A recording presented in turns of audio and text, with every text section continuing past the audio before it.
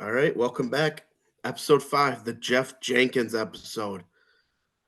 Glad to have you with us. We got a lot to cover. Major League Baseball, Badger football wrapped up, Week 17 recap, and Week 18 matchups with a lot of playoff implications. So let's get into it. Major League Baseball, a couple of interesting moves happened. Chris Sale got traded to Atlanta for Vaughn Grisham. What do you guys got on that? What's thoughts?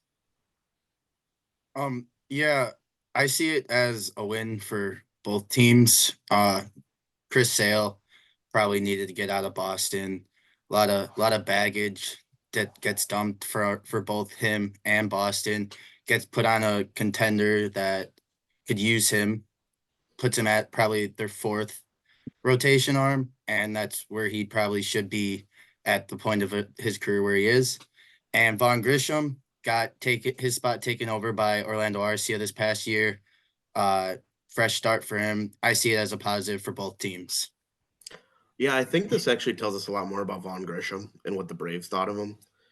That they were very willing to move on because it definitely feels like a salary dump from the Red Sox perspective. But hey, credit to Atlanta for getting an arm. It's a nice arm if he's healthy. Absolutely, I'd have to agree with that. I guess my thing is what are the Red Sox doing? Like, what is their end vision right now?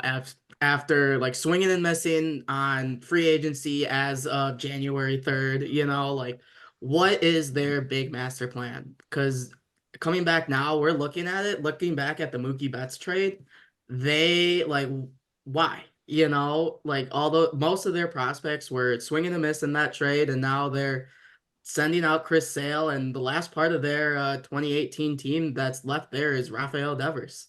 So I guess it's time for them to possibly retool in a way and hopefully be back to where they were as the Boston Red Sox. So here's an interesting thought. What about Pavetta?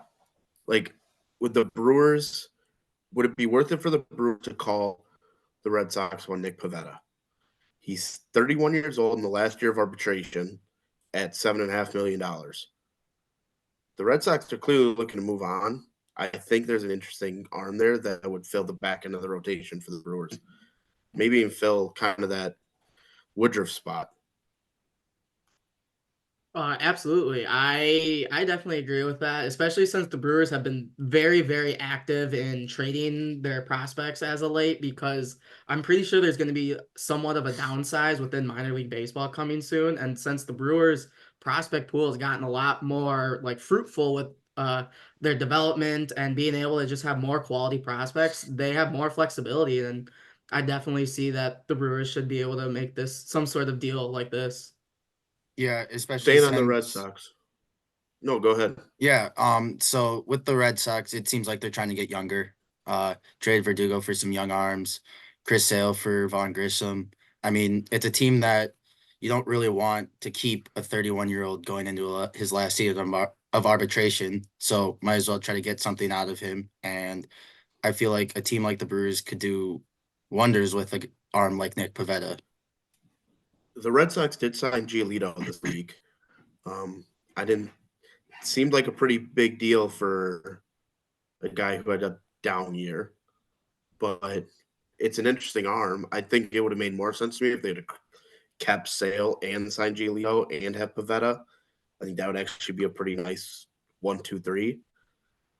So it's just kind of like the Red Sox are confusing to me, and I don't. Yeah, I when guess I I don't look know where at they're this, going. like Giolito, like he needs some extra help and development with some of his pitching. Like once he got moved to the Angels, like they thought he was finding something, but he just last year was just one big struggle for him. And the Boston Red Sox just aren't able to develop pitching as some other ball clubs might be. Whether this is Lucas looking for a bigger bag, like the Red Sox were the ones who offered them the most amount of money, or if other teams just looked at him and go, this guy just isn't able to fit what we're looking to do and being able to develop him. So, a couple of question marks for me on this match made together. Yeah, But honestly, see, with a guy like Tanner Houck, who had a pretty good rookie season, I mean, he hasn't really built off of that. And I feel like the Red Sox are just in what are they going to do next type of stand because, I mean, getting rid of Chris Sale wasn't the worst. He wasn't doing much for the Red Sox as he was injured basically the past 2 seasons, but it just seems like they're going at a lateral move, and it doesn't seem like they're going up in the AL East with getting Lucas Giolito. Yeah, staying in the AL East. The O's, some rumors are firing up that they're looking for starting pitching. Brewers, Corbin Burns, he may be willing to deal a couple of those really nice young guys. But Cal, I heard that they may be interested in Stroman. You think that'd be a good fit for him? I think if they need starting pitching, it could be a good fit. But I mean, I'm someone who's not as high on Stroman as others. Partially is because I just dislike the guy. But I don't want them to overpay for Stroman as someone who tends to root for the Orioles. I like what they're doing. They're young, they're fun. But why not take Corbin Burns off our hands? Let's get some they've got some nice prospects in infield Milwaukee. prospects. Yes, they do. They've got some major league ready guys that are blocked. I think The O's with are Stroman, loaded. he's just got to stay healthy. If he's healthy, he's a solid third, fourth pitcher. But I mean, you saw last year he wasn't healthy, so I think he could help a team like the Orioles if he's healthy. Big question mark though. I want him out of the division because he pitches really well against the Brewers. Yes, he does. Yeah, Tyler Wells is not an ace for a rotation. Stroman isn't really an ace either, but he moves the needle a little bit more than Tyler Wells, and he brings liveliness to that O's clubhouse that the young guys probably would flock to. So I think Stroman would be a good fit for the O's. And as I stated in episode 2, I see the Orioles need starting pitching as a way to progress as a team going further than what they did last year. Yeah, I agree. Going back to the Brewers, they made it a little bit of an underrated. We'll see if it's underrated. He's a big dude. Brian Hudson, a 6'8" lefty, kind of comes from a funky arm angle. We saw the trade go down. We all dove right into some video and metrics on him. So there's a lot to like there. I think there's a lot more in the tank, though. What do you think, Jake? Absolutely. I 100% agree from you. He comes from more of like just under like 3/4 slot with the pure backspinning like four-seam fastball. So it's very flat. It comes at a very flat angle, but he gets some life behind it. And the angle he comes from, it's almost like that Jake Diekman-esque type of arm angle or Edwin Diaz or his brother's name. I can't remember his brother's name. Alexis. Yeah. All those guys, Alexis. they come with the flat fastball, but it's at a lower arm angle, so it's very, very, very deceptive. So I like what I see, especially from this arm angle too. It's definitely his fastball is definitely the pitch that the Brewers probably found that they're gonna build around. And I could definitely see them adding some sort of like sweeper or a change of pace pitch definitely to his repertoire to make him some sort of factor within the 2024 season for the Milwaukee Brewers. Especially And if he's got something in the tank, you gotta trust that the Brewers are gonna get everything out of him. That's just what the Brewers are. They're gonna get guys that they think they could build with, and they're gonna get the most innings out of him as possible. Yeah, and he's got 2 options left too. And that's So big. he has Yeah. time to Need figure him everything right out. away. Like if something isn't working at the major league level early within the season, the Brewers will be able to just tell him to go down to Nashville, figure out what he needs to do to figure out, and then bring him back up. Like he brings a lot of roster flexibility to this team and is very intriguing, especially with the Brewers already having a loaded bullpen already as it is. He does bring a need too as a lefty, because as we know, the Brewers are very lefty deprived, with Hobie being really their only true left-handed reliever. So And he's a different style of lefty too. Yeah. It brings that 2 sides of the coin where Hobie's gonna nickel and dime you to death, get you to roll over. His strikeouts did go up a little bit this past year with him mixing it up. His sinker four seam, I think he calls it a curveball, but it's kind of that like sweeping slider curve type of slurve.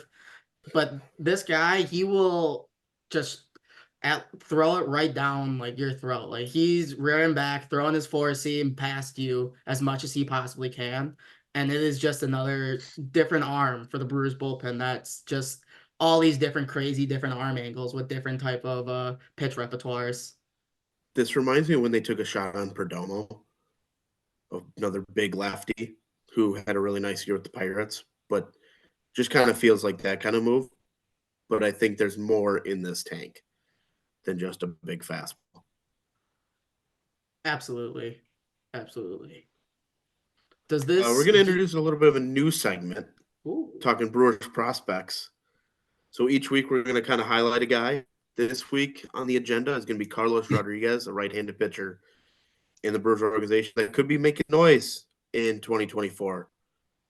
What do we think about him, Gaber? Yeah, so Carlos Rodriguez, 2021 6th-round pick out of Florida Southwestern State. Brewers seem to love JUCO pitchers, him, Ashby, Mizorowski. So he's their number 6 prospect with a 55 grade fastball, curveball, and changeup with a 50 grade slider. And he got all the way up to AAA Nashville last year. 2.77 ERA in AA, struck out 152 batters in 123 innings, and was co-pitcher of the year in the Brewers system with Robert Gasser. Someone that is very intriguing, and I could see him coming up mid-year, kind of helping the Brewers rotation out when they get into that struggle month of June and July. Someone that can bring a different type of pitch to the Brewers, and him and Gasser, I feel like, are going to be really big priorities in the Brewers rotation coming up in the next couple of years. And he's already been able to show that he can do it against professional hitters too. He was a part of the Nicaraguan WBC team. So he was able to, he got one outing against Puerto Rico that had a lineup featuring guys like Lindor, Kike Hernandez, MJ Melendez, and Javier Baez. So those are all professional hitters, and he was able to get outs. He went 4 innings, 2 hits, 1 earned, 1 walk, and 3 punch outs. And that stat line in 4 innings, especially for what at the time he was seen as a high A, most likely starting the year out in AA, which he did, arm. And for him to go do that against a Puerto Rico team that was pretty stacked, and on top of it, being there along with the Nicaraguan team as pretty much, I can't remember if he was the lone professional with them. I know he was like one of maybe a handful, if that. And for him to be able to go out there and put out that performance was very, very intriguing to see as a Brewers fan. Do you think he's a guy that's going to – I know Gabe mentioned mid-year, but is he a guy that maybe opening day roster as the 5? Or is it more that's Gasser's spot to lose? I think it's Gasser's spot to lose personally, as he spent the majority of last year in Nashville. Carlos Rodriguez did get called up to Nashville at the end of the year, like Gabe mentioned. Struggled slightly, think just above a 5 ERA. So who knows what he was dealing with, the change in styles of play. And I think he'll be in Nashville to get a little bit more seasoning for the year. I think Gasser starts on the ODR. Yeah, I see spring training as a big stepping stone. He'll be on the major league spring training roster up until last cuts probably. So they're going to try to see as much as they can out of him to see where he fits within the Brewers rotation, because he could be like the 6th, 7th, 8th guy when people get injured. But I do see him starting the year in Nashville and getting called up mid-year. Love it. Love it. He's a guy that eventually is going to make an impact. Speaking of an impact, we're going to move on to some Badger football talk, because I know a lot of people are probably disappointed with how the season ended in a 35-31 loss to LSU in the Reliaquest Bowl. But, Cal, we talked about it. There's so many positives that come out of this game. Like, they pushed the ball down the field. They ran it without a guy. There's just the way that this staff is adding in the portal, adding to the team, whether it be a running back, linebacker going to get 2 guys, defensive back. Like, there's a lot to like here. Yeah, I mean, we saw them do things we haven't seen a Badger football team do in a long time, if at all. I think having Mordecai get healthy showed how well he could have played had he been healthy all year. I think the addition of Jake Renfro at center helped a lot, getting clean snaps back to him, getting more rhythm from Mordecai. And essentially blocking. I got to give credit to Bortolini because he was playing out of position at center all year, and it's a tough position to learn. But having a guy like Renfro, who's coming back next year, it's going to be huge. And granted, Mordecai's gone. I think Van Dyke will be able to establish that with him. We saw the receivers ball out. Trech Kekahana coming out party. The guy to be really excited about. Will Pauling continue to ball. I mean, for a bowl game, they got all the practices they needed to develop. They got more game reps, which we know is important. And granted, they did lose, but there's a lot to be positive about. So much momentum going into next year. Continuing to hit the recruiting trail, continuing to get guys in the portal, getting guys up front on the defensive end is something they need. Got to get more pressure in the backfield, but there's a lot to like about this team going into next year. I really like seeing Austin Brown at the slot corner. I know he's more of a safety, but that's a physical dude to play that slot, and I think that would be huge for this team. I mean, we saw the addition at running back of Tawi Walker, who is a bowling ball, and he makes the first dude miss, but he'll also run through a dude's face. This running back room next year is loaded. Like, yeah, they're losing Braylon. That's a big deal, but if we're being honest with ourselves, he's not a scheme fit. No. Chaz is going to be a great leader in that room. Walker is going to be a nice leader. Aker, he still has a role because that's short yardage, and don't sleep on that guy's speed because he's got some pull-away speed. And then everybody knows about the three freshmen coming in. They are just ridiculous. And the short yardage thing is something the Badgers struggled with a lot this past year. You saw the bowl game. Got to be able to hit those 3rd and 1, 3rd and 2, third and goal. Got to be able to convert on those, which I think this upcoming running back group will really be able to help. I know they're not done adding, especially at the linebacker position. A good source of ours gave us some insight on Tackett Curtis that it's basically between Wisconsin and Ohio State for him. Wisconsin was a finalist for him out of high school. We finished second or third to a USC. Nobody actually knows or cares if you finish second in a recruiting battle. But now's a chance to right the wrong. And this is with a whole new staff. And we know that Tackett had a great relationship with Bobby April and Jim Leonard. But he's clearly building that relationship quickly with Max and Pat and Mike Tressel, the defense coordinator. But I also know that Wisconsin's a favorite to land Jaheim Thomas, who is the 5th leading tackler in the SEC this last year, leading tackler at Arkansas. Started his career at Cincinnati, where he was their leading tackler. That dude is an NFL linebacker. And if he comes from Wisconsin, playing him next to Jake Chaney, that makes that linebacker room look way different.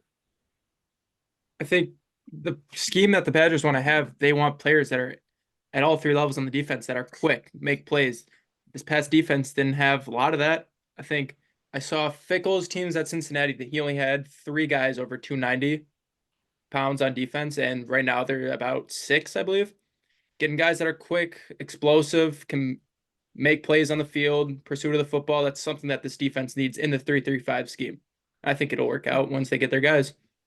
I really like what I saw from Curtis Neal, too, absolutely blowing up the LSU center. That dude's 6 foot, about 300 pounds. Aaron Donald ring a bell to anybody? Because that's his build. Yeah. That's what they want. And he's going to be awesome in that. So, hey, disappointing end of the year, but there's so many positives come out of that. Onto a team that yeah, I mean, it's just great to get those extra practices. Yeah, exactly. Yeah. That's all. That's all bowl too. season is for nowadays. And be able to show off the program on the national stage against LSU to show that they're willing to compete with those blue bloods. I mean, I saw Christian Driver, Donald Driver's son, tweet out that Wisconsin came to play. They're throwing the ball today. Think last 10 years, would you ever have? And he's in the transfer portal now. Would you ever see a potential recruit say something about that? Say something like that about Wisconsin? No, never. Maybe it's with Russell Wilson, but Maybe. So Wisconsin, let's offer Christian Driver because name value alone in this state goes a long way. Did we talk about the hiring of Kenny Gayton as a wide receiver coach? We have not. So Kenny Gayton, former Ohio State quarterback, played for Fickle when he was the head coach there. He's a rising superstar. in this profession. He's 32 years old. He in 3 recruiting cycles at Arkansas had 5 blue chip wide receivers, including flipping a kid from Oregon to Arkansas. He's got those So- ties down in the South. I know when Fickle took the job, he said he wanted to be within Big Ten country radius for recruiting. But I mean, you look at this class, they got guys from Pennsylvania, Florida, getting guys from Texas with Geaton coming in. And he has called plays too. This past year, Arkansas fired their offense coordinator about midway through the year, and he was the interim play caller. If Phil Longo ever takes a head coaching job, he could be the next man up. Yeah, Kenny Guyton is a rising superstar. Like, there's no ifs, ands, or buts about it. And I the know Arkansas people- well, players he- showed that too. When he left, they Yeah, were all they love showing. him. Yep. So I wouldn't be surprised if there's a couple of transfers at some point. But I know what social media is talking about. Oh, but he was a college quarterback. To be honest with you, that doesn't matter. And then if anything, it's probably helpful Yep. because he knows he can read keys for what the quarterbacks are looking for.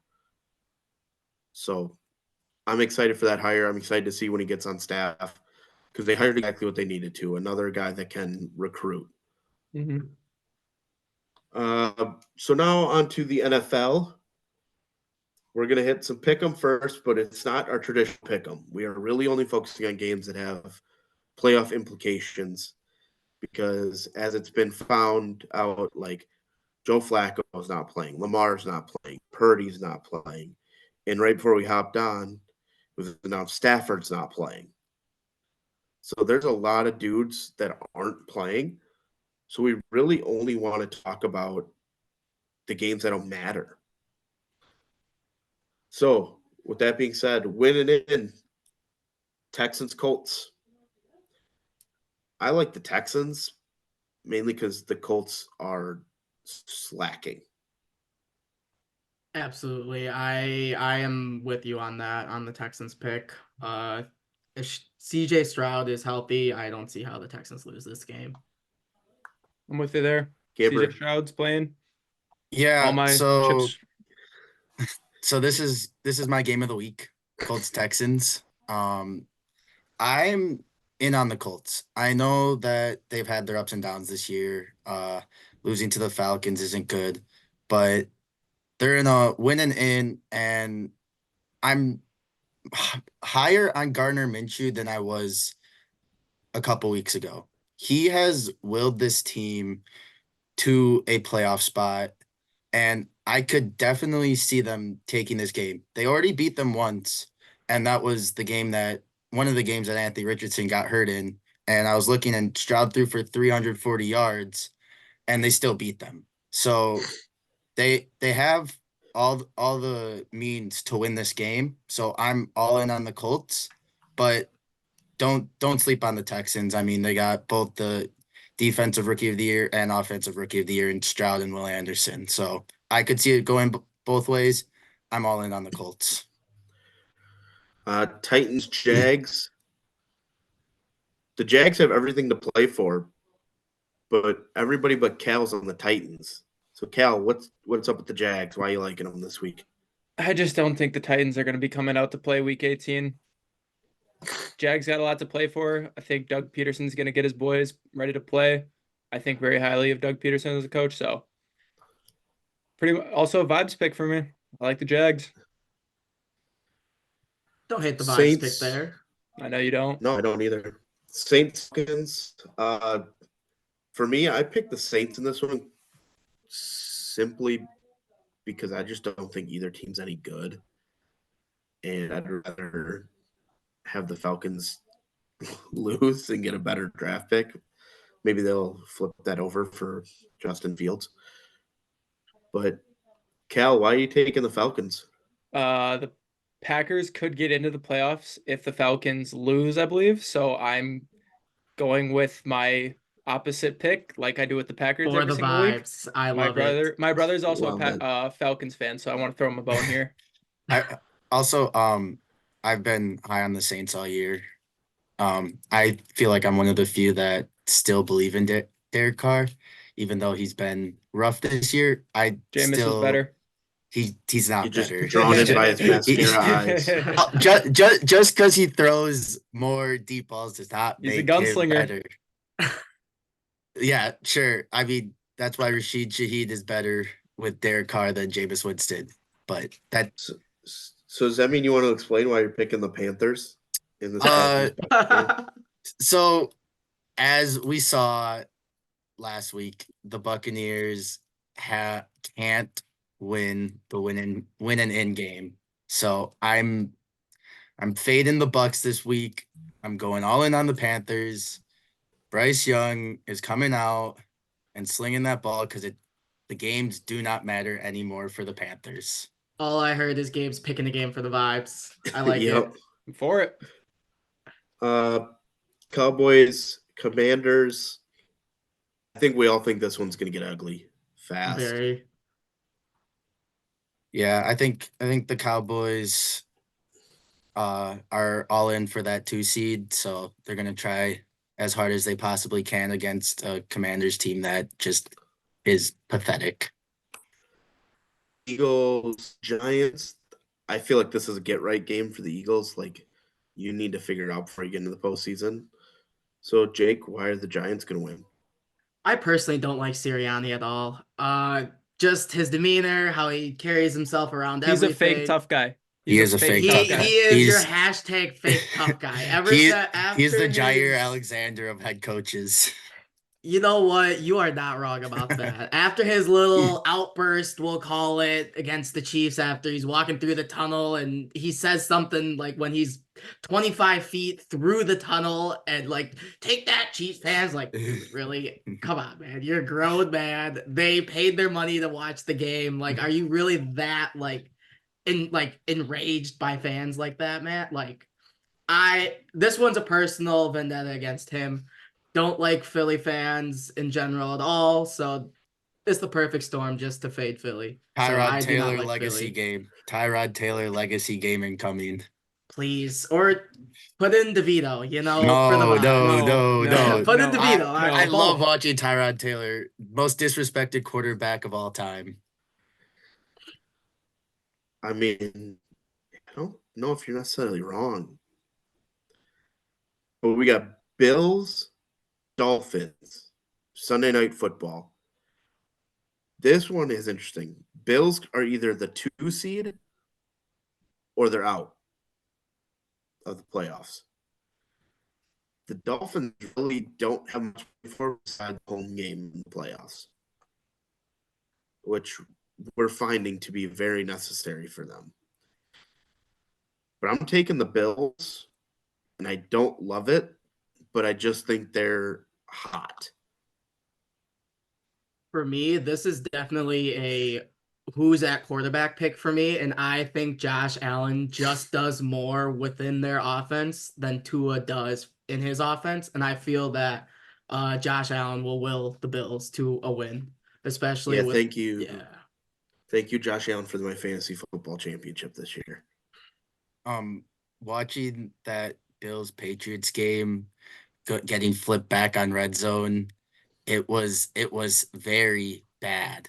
And I think Josh Allen started like 0 for 8, 0 for 10, something crazy.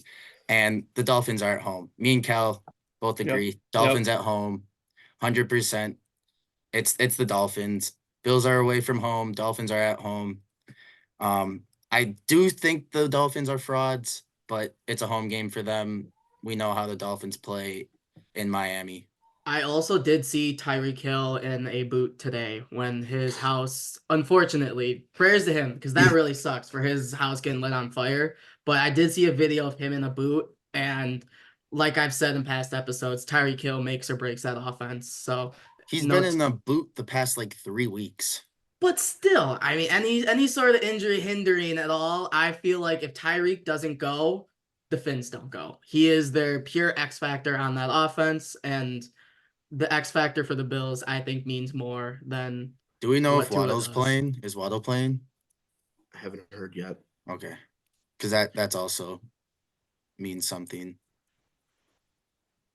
I think the biggest game for this podcast is obviously Packers Bears. in Lambeau, 325. Green Bay, it's simple. You win, and you're in. It's as simple as that. I Winning don't in. Yeah. see how the Packers allow Chicago to come in and lose and take that game away from them, because that's essentially what it is. It is the Packers game to win, and if the only way they lose is if they allow it to them to take it from them, specifically on one side of the football, but we can get into that later. But for sure, it is the Packers game to lose.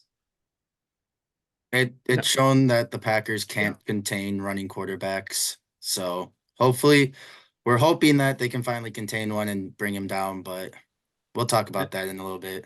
And I'm going with my usual pick against the Packers, so they win. But I think this just reminds me too much of last year, week 18 against the Lions, where Packers win and they get in, and they just come out lay an egg. Too many. Hopefully, we don't see a repeat of what happened at the end of the game last year with too many idiot mistakes. But I think they should learn from that as they all get older this year. I also feel like the Bears and the Lions are in two totally different states with their team. Yeah. You know, the Lions were slowly figuring out like who their identity was, who they are as a football team, and that's really shown this year. Like how they came into Lambeau. There's a reason why they came into Lambeau, beat Aaron Rodgers on his home turf, because they've been able to do that this year and being able to have success and win the North. So I just don't see the Bears on that type of same ascension. Yes, Justin Fields has been decent for the past couple of weeks, but there's been other spots within that football team that have been able to pick up the slack for them. But the thing with the Bears is they're also on a winning streak. There's, like Cal said, there's so many parallels from the Lions team last year that this is the true definition of a trap game.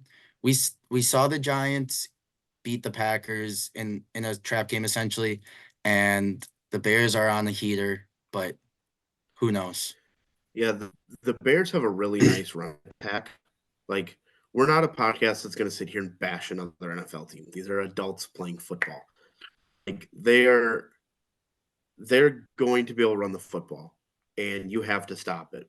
So you got to run blitz. You blanket DJ Moore because he's got like 1,400 of Fields' like 2,600 passing yards. And Jair looks locked in for this matchup too. Some video after he came out and talked about his suspension a little bit. I didn't see the entire clip, but I did see like he looked like he was locked in and ready to go for this week. And all signs point to Watson playing as well this weekend, which he's key to this offense. Just gotta stay healthy. Something I saw is Darnell Mooney was on their injury list for a concussion. So if they don't have a second option, I mean, and you blanket DJ Moore, you force Justin Fields to make plays. So, and you force him to get the ball to come out. I mean, the Bears are going to have an interesting decision to make come this offseason, and I think a lot of that decision comes down to this game. Absolutely. Absolutely. But kind of going back, like, we got to talk about this Week 17 game that was the game that put them in this position to be able to do this. The Packers put on a show. So, Cal, what did we see? Well, love what we saw from both the offense and the defense. I want to give a little bit of flowers to Joe Barry for doing what he is expected to do as a NFL defensive coordinator. So let's clap it up for Joe, doing the bare minimum. But there needs to be some discussions about Jordan Love in the MVP race. He's not going to win it. I think Lamar deserves it, but after this week, he'll most likely have thrown for 4,000 yards, 30-plus touchdowns, and as of now, he's only thrown 11 interceptions as his first year as a starter. This is exactly like we are in week 18 of first-year offense, essentially, and we're playing meaningful football in week 18. I didn't expect that going into this year. I just wanted to see improvement. We're seeing improvements, and we're still playing to get into the playoffs. Yes, we could have played better against teams like Broncos, Raiders, Falcons, but with a young team, you're going to have those growing pains, and this is exactly what I wanted to see. Surpass my expectations for this year. 100%. So, we're feeling good about Love. That means he deserves a contract extension. What's that going to look like? For me, that's going to look somewhere between 45 and 50 million a year, probably for 6 years. And more than half of it guaranteed. And that would only make him like the 10th highest quarterback pay in terms of how much he's making around there. Yeah. Honestly, I see it coming down to a Daniel Jones type extension because he doesn't have more than 1 year of this type of play. I know he's technically a veteran quarterback now because he's been in the league for 5 years, 4 years, 4 years. But still, I see him getting that Daniel Jones type of extension and then using that contract to show that he deserves that 45 to 50 million extension type of quarterback deal. Yeah, And I think he's gonna get paid, that's for sure. Like Absolutely. He deserves it. He deserves every dollar that is coming his way. His week to week growth has been incredible. It is something that we've already mentioned on this show already. Like it is something we were just looking. We wanted to know coming into the season or ending the season, he was our guy, and I think all of us can agree. Like we all feel very comfortable with Jordan Love being the quarterback of the Green Bay Packers moving forward. And that is something very positive to come out of this season. It takes a lot to get Chris Collinsworth as a man crush for you. So, I mean, him just like praising Jordan Love the entire game without saying anything about Patrick Mahomes is just unheard of on Sunday Night Football this year. So, yeah, you're not wrong. He was singing the praises. So here's my thing, okay? Green Bay does not have a true number one receiver. Do they have a couple of guys that I think could be that? Absolutely. But I'm at the point where I don't think having a true number one is a bad thing. Like, the Green Bay Packers had their first 100-yard receiver on Sunday night, and it was Bo Melton. oh, somehow If always you'd have- open Melton. If He you'd have was told me always that open. going into the season, I think I'd have laughed at you.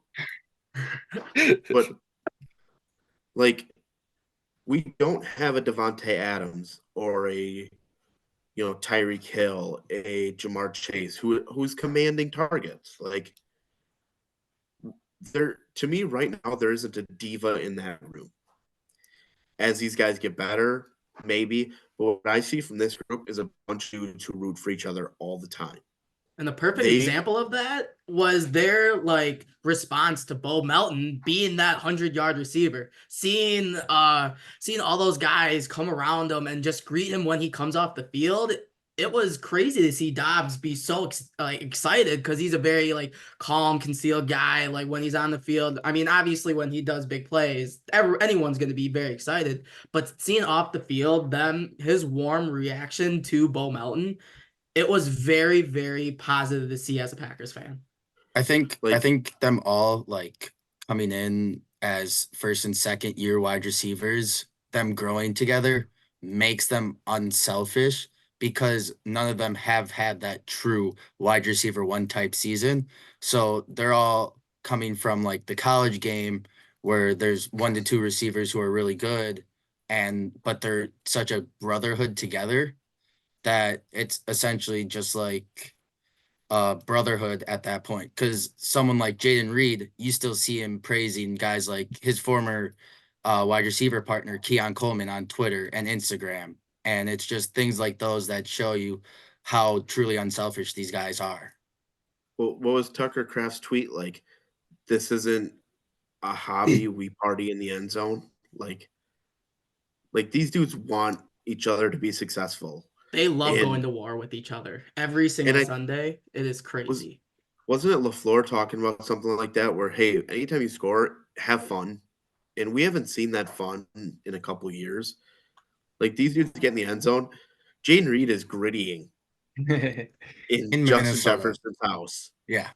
Like, these dudes just want a ball, and there's nothing wrong with them not having a dude that they have to pay $25 million for.